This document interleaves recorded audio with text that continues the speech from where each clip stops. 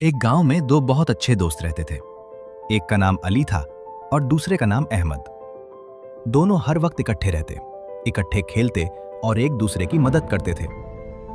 एक दिन उन्होंने जंगल में घूमने का फैसला किया। वो हंसते खेलते जंगल के अंदर चले गए। अचानक सामने से एक बड़ा रीछ आ गया। दोनों बहुत डर गए।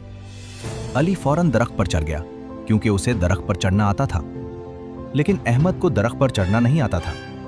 वो बहुत घबरा गया। फिर उसे एक तरकीब सूझी। वो जमीन पर लेट गया और सांस रोककर मुर्दा बन गया। रीछ उसके पास आया, उसे सूंघा और समझा कि यह मर चुका है, इसलिए वो वहां से चला गया। जब रीछ चला गया तो अली दरख्त से नीचे आया और मजाक में अहमद से पूछा, रीछ तुम्हारे कान में क्या कह रहा था? अहमद ने जवाब दिया, रीछ कह रहा था कि ऐसे दोस्तों से बचो जो मुश्किल वक्त में तुम्हें अकेला छोड़ दें। उसने बोला, हमको माफ कर दो। सबक: सच्चा दोस्त वो होता है जो मुश्किल वक्त में साथ दे।